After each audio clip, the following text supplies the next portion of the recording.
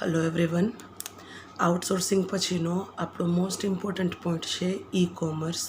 અત્યારે આપણે જે સેન્ચુરીની અંદર જીવીએ છીએ એની અંદર ઈ કોમર્સ છે. ઈ કોમર્સને વધારે મહત્ત્વ આપવામાં આવેલું છે અને અહીંયા આપણને જે ઈ કોમર્સ પોઈન્ટ આપેલો છે એક્ઝામની દ્રષ્ટિએ પણ ઈ કોમર્સ પોઈન્ટ છે જે મોસ્ટ ઇમ્પોર્ટન્ટ પોઈન્ટ છે. તો જોઈએ આપણે ઈ કોમર્સની અંદર ડિટેલમાં શું આપેલું છે તે. 21મી સદીએ management information system, e commerce અને ઇન્ટરનેટની સદી છે. સમગ્ર વિશ્વ અણુમાંથી બીટ બાઇટમાં ફેરવાઈ રહ્યું છે. બજારો બદલાઈ રહ્યા છે, વિતરણ વ્યવસ્થા બદલાઈ રહી છે, વૈશ્વિકીકરણનો વેગ ઝડપી થઈ રહ્યો છે અને ગ્રાહકો કસ્ટમાઇઝ પ્રોડક્ટ માંગી રહ્યા છે. દેશ વિદેશમાંથી સસ્તો માલ દુનિયાના દરેક દેશમાં ઠલવાઈ રહ્યો છે. પશ્ચિમના દેશોમાં પૂર્વ એશિયાના અનેક દેશોનો સસ્તો માલ ઠલવાઈ રહ્યો છે અને પશ્ચિમ દેશોની ટેકનોલોજી તેમજ લાઇફસ્ટાઇલ પૂર્વના દેશોમાં આવી રહી છે. પરસ્પર આવા આક્રમણને કારણે બંનેના બજારો વિકસ્યા, પરંતુ ઉત્પાદનોને ફટકો પડ્યો. અમેરિકા જેવા સમૃદ્ધ દેશમાં પણ એશિયાનું સસ્તું સ્ટીલ તથા વસ્ત્રો ઠલવાતા તેનો સ્ટીલ ઉદ્યોગ અને કાપડ ઉદ્યોગ મરવા પડ્યા છે. જગતના ધનિક દેશોના ઘણા ઉદ્યોગોમાં માંગના અભાવે ઉત્પાદન ક્ષમતા વપરાયા વિનાની પડેલી છે. આવા કટોકટીના સમયમાં માર્કેટિંગ અને વાણિજ્યની જૂની ટેકનિકો ઉપયોગી બનતી નથી. જૂનું અર્થકારણ ઔદ્યોગિક ઉત્પાદનના કાર્યક્ષમ મેનેજમેન્ટ પર ખડું થયું હતું. નવું અર્થકારણ માહિતી તથા જ્ઞાનના મેનેજમેન્ટ પર ખડું છે. આજે ઈ કોમર્સ અને ઇન્ટરનેટ ઉત્પાદકો અને ગ્રાહકોને નવી તાકાત આપી રહ્યા છે. ઈ કોમર્સ કોને કહેવાય કે જેની અંદર ઇન્ફોર્મેશન સિસ્ટમ છે જે આવેલી છે. વર્ષો સુધી જે વસ્તુની આપણે માહિતી અલગ અલગ રીતે મેળવતા હતા તે બધી જ માહિતી હવે એકસાથે મેળવવામાં આવે, જેને ઈ કોમર્સ કહેવાય. ઈ કોમર્સ દ્વારા સૌથી વધારે શું બેનિફિટ થયા છે તો આખા દેશની અંદર જે જગ્યાએ સસ્તી વસ્તુ કે સસ્તો માલ, સસ્તી સાધન સામગ્રી મળતી હતી તે દુનિયાના કોઈ પણ છેડે પહોંચાડવી હવે એકદમ સરળ રહી છે. પણ એની સાથે સાથે સૌથી વધારે ફટકો છે જે ઉત્પાદનોને પડેલો છે કે ઈ કોમર્સ દ્વારા લોકો સુધી સસ્તો માલ, સસ્તી સાધન સામગ્રી પહોંચાડવામાં આવે છે. પરિણામે ઉત્પાદન વ્યવસ્થા છે જે ઠપ થઈ ગઈ છે અથવા તો તે બંધ થઈને પડી રહેલી છે. હવે આપણે ઈ કોમર્સની અંદર ફર્સ્ટ આપેલું છે ઈ કોમર્સનો અર્થ. ઈ કોમર્સ એટલે કે ઇલેક્ટ્રોનિક્સ કોમર્સ, ઇલેક્ટ્રોનિક્સ સાધનો અને માધ્યમોની મદદથી થતા વેપાર વાણિજ્યના વિનિમય અને વિતરણને ઇલેક્ટ્રોનિક કોમર્સ કહેવાય છે. અસંખ્ય ધંધાકીય કાર્યો કે વ્યવહારોમાંથી મોટાભાગના કાર્યો કે વ્યવહારો કમ્પ્યુટર નેટવર્ક પર ઇલેક્ટ્રોનિક્સથી થાય તેને ઈ કોમર્સ કહે છે.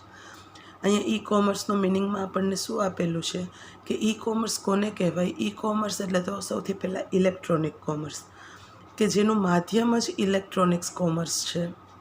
એવા જે વેપાર વાણિજ્યનો વિનિમય અને વિતરણ. વિનિમય એટલે કે જે કોઈ પણ વ્યવહારની આપ-લે થતી હોય એને વિનિમય કહેવાય અને વિતરણ જે ઇલેક્ટ્રોનિક કોમર્સ દ્વારા કરવામાં આવે છે. અને ધંધાકીય કાર્યો કે વ્યવહારોમાંથી મોટાભાગના કાર્યો કે વ્યવહારો છે જે અત્યારે ઈ કોમર્સ દ્વારા કરવામાં આવે છે. સમગ્ર વાણિજ્ય જગતના વ્યવહારો ઇન્ટરનેટ વડે જોડાતા ઇલેક્ટ્રોનિક્સ કોમર્સ શક્ય બન્યું છે. PC, personal computer, credit debit card, telephone અને ઇન્ટરનેટના સંયોજન વડે ઈ કોમર્સ શક્ય બન્યું છે. વર્તમાનમાં પીસી એટલે કે પર્સનલ કમ્પ્યુટર વ્યક્તિગત વપરાશ માટે ઘર અને કુટુંબમાં તેમજ કંપનીના અધિકારીઓના ટેબલ પર જોવા મળે છે. કમ્પ્યુટરોનું જોડાણ ઇન્ટરનેટ સાથે કરી વિશ્વભરની માહિતી ટેબલ પર મેળવી શકાય છે અને વિશ્વભરમાં માહિતી ટેબલ પર બેઠા બેઠા મેળવી શકાય છે. આ જ બાબતનો વાણિજ્યનો વેપાર વિનિમય માટે ઉપયોગ કરવાની કામગીરી શરૂ થઈ જે ઈ કોમર્સ તરીકે ઓળખાય છે. અહીંયા શું કીધું છે કે સૌથી પહેલાં ઈ કોમર્સ માટે જરૂરી વસ્તુ શું હોય કે કંપનીમાં કાર્ય કરતા તમામ કર્મચારીઓને પીસી એટલે કે પર્સનલ કમ્પ્યુટરની ફેસિલિટી છે એ પ્રોવાઈડ કરવામાં આવે. તો કોઈ પણ કર્મચારીને આજે આપણે કોઈ પણ કંપનીમાં, બેંકમાં, કોઈ પણ ઓફિસમાં જઈએ તો આપણે લોકો જોઈએ છીએ કે વ્યક્તિ દીઠ કમ્પ્યુટર છે એ એની સંસ્થા એને ફાળવેલા હોય. એના દ્વારા શું થાય છે કે ભાઈ જે કર્મચારીને દેશ દુનિયાની જે કોઈ પણ માહિતી જોતી હોય એ પોતાના જ ટેબલ ઉપર બેસી અને પોતાના જ પીસીમાંથી તે ઇઝીલી મેળવી શકે છે અને જેના દ્વારા એને બિઝનેસ કરવામાં પણ સરળતા રહે છે. તો જે કોઈ પણ માહિતીની આપ લે આ પીસી દ્વારા થાય અને એના દ્વારા બિઝનેસ આગળ વધે, વેપાર વિનિમય થાય, જેને ઈ કોમર્સ કહેવામાં આવે છે. ઇન્ટરનેટ પર પ્રસારિત થતી માહિતી અને મનોરંજન કાર્યક્રમ દરમિયાન ધંધાદારીઓ પોતાની વેબસાઇટનું સરનામું દર્શાવીને પોતાના માલ સેવાની માહિતી અને તેની ખરીદી માટેના આકર્ષક વિજ્ઞાપનને સમાવે છે. ટેલિવિઝન, રેડિયો અને અખબારોના ઉપયોગ કરતાં સંભવિત ગ્રાહક જેમ વિજ્ઞાપનને જોતો હોય છે તેમ ઇન્ટરનેટના કાર્યક્રમોમાં પણ તે આ વિજ્ઞાપન જોતો હોય છે. ટેલિવિઝન, રેડિયો, અખબારો જેવા પ્રણાલિકાગત માધ્યમો દ્વારા પણ ધંધાદારી સંભવિત ગ્રાહકોને વિજ્ઞાપનની સાથે પોતાની વેબસાઇટનું સરનામું આપતા હોય છે. ઇલેક્ટ્રોનિક્સ સાધન અને માધ્યમ દ્વારા માલ સેવાની માહિતી મળતા સંભવિત ગ્રાહક ઇન્ટરનેટ દ્વારા ધંધાદારીની વેબસાઇટ પર જાય છે. તે ત્યાં પોતાને જે માલ સેવાની જરૂર હોય તે માટે વધારાની જે માહિતી જોઈતી હોય તે મેળવીને જો એને સામાન્ય ગ્રાહકની જેમ સર્વે વિગતો સંતોષકારક લાગે તો એ પોતાની જ વેબસાઇટ પર વર્દી મૂકે છે. ઉપરાંત પોતાના ક્રેડિટ ડેબિટ કાર્ડની માહિતી આપે છે. વેબસાઇટ પર ગ્રાહકની પૃચ્છા, વર્દી અને નાણાં ચૂકવણી માટે ક્રેડિટ ડેબિટ કાર્ડની માહિતી મેળવી ધંધાદારી ઇન્ટરનેટ દ્વારા જ સંભવિત ગ્રાહક સાથે પીસીના સ્ક્રીન પર સવાલ જવાબ કરી જરૂરી એવી ચોકસાઈ કરીને વર્દી મેળવે છે. ક્રેડિટ ડેબિટ કાર્ડને કારણે એને ચૂકવણીની ખાતરી મળે છે. તેથી તે માલ સેવા ગ્રાહકના આપેલા સરનામે રવાના કરે છે. આ રવાનગી પ્રણાલીગત સાધનો અને માધ્યમો જેવા કે ટપાલ, કુરિયર, રેલવે, એર કાર્ગો વગેરે દ્વારા થતી હોય છે. ઇન્ટરનેટ પર ગ્રાહક સાથે નક્કી થયા પ્રમાણે ક્રેડિટ ડેબિટ કાર્ડમાં ખાતામાં ઇલેક્ટ્રોનિક સાધન માધ્યમથી ઇન્ટરનેટની મદદથી જ બિલની રકમ ઉતારવામાં આવે છે.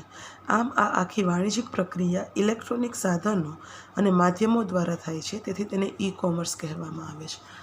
અહીંયા આપણને શું કીધું છે કે ઈ કોમર્સ એટલે કે આજે આપણે બધા જ લોકો, તમે, હું, આપણે બધા જ લોકો છે જે ઈ કોમર્સની સાથે જોઈન્ટ થયેલા છીએ. હું એના માટેનું તમને એક એક્ઝામ્પલ આપું કે તમારા લોકોનું પણ ફેસબુક પર અકાઉન્ટ હોય છે, મારું પણ હોય છે. ફેસબુક છે તો ફેસબુક છે એ એક સોશિયલ મીડિયા છે. ફેસબુક દ્વારા શું કરવામાં આવે છે કે ફોર એન એક્ઝામ્પલ કે તમને જે વસ્તુમાં ઇન્ટરેસ્ટ હોય, જેમ કે તમને અલગ અલગ પ્રકારના ડ્રેસીસ, કુર્તી, લેગિન્સ આ બધું જોવું ગમતું હોય, તમે ખરીદી કરવાની ઈચ્છા ધરાવતા હોય અને તમે તમારા ફેસબુક ઉપરથી આવી કોઈ પણ વસ્તુ એક વખત સર્ચ કરેલી હશે તો એ એપ્લિકેશન દ્વારા શું થશે કે તમે વસ્તુ એક જ વખત સર્ચ કરેલી હશે, પછી એના સિમિલર સાઇટ અથવા તો એના એક સમાન ફોટોઝ છે જે તમને ફેસબુકની અંદર અવારનવાર દેખાડવામાં આવશે. શું કામ? કારણ કે એ સાઇટ દ્વારા, ફેસબુક એપ્લિકેશન દ્વારા આઈડિયા આવી ગયો છે કે તમારું જે અકાઉન્ટ છે તો તમને કઈ પ્રકારની વસ્તુઓ જોવી ગમે છે. પરિણામે શું થશે કે આજે કોઈ પણ ગ્રાહક છે જેને વારંવાર આ વસ્તુ જોવાથી એનો ઇન્ટરેસ્ટ થશે તો એ વસ્તુ કેવી રીતે લઈ શકશે? સૌથી પહેલાં તો વસ્તુ લેવા માટે એને ઈ કોમર્સનો યુઝ કરવો પડશે. ઈ કોમર્સ એટલે કે ઇલેક્ટ્રોનિક્સ માધ્યમ દ્વારા કે પીસીના માધ્યમ દ્વારા એક વ્યક્તિ છે, એક બિઝનેસમેન છે જે બીજા બિઝનેસમેનના ટચમાં આવશે અને તે પછી લેવડ દેવડની જે કોઈ પણ વિગતો હોય એ નક્કી થાય. એની સાથે વસ્તુ જ્યારે લેવા દેવાની નક્કી થાય તો ઈ કોમર્સ દ્વારા પેમેન્ટ એટલે કે જે બિલ થયું હોય એ બિલ ચૂકવણીનો પ્રશ્ન પણ આવે છે. તો એ આપણે કેવી રીતે કરી શકીએ? તો એના માટે ઈ કોમર્સ દ્વારા ક્રેડિટ ડેબિટ કાર્ડની ફેસિલિટી આપેલી છે કે આજે કોઈ પણ વસ્તુ કઈ વસ્તુનો ઓર્ડર કરશે તો સાથે એને ક્રેડિટ ડેબિટ કાર્ડ દ્વારા એ વસ્તુનું પેમેન્ટ પણ કરી શકશે. તો એના માટે આવા અલગ અલગ માધ્યમો છે એનો ઉપયોગ કરવામાં આવે છે અને પરિણામે આખી વાણિજ્યિક પ્રક્રિયા છે જે ઇલેક્ટ્રોનિક સાધનો કે ઇલેક્ટ્રોનિક માધ્યમો દ્વારા થાય છે.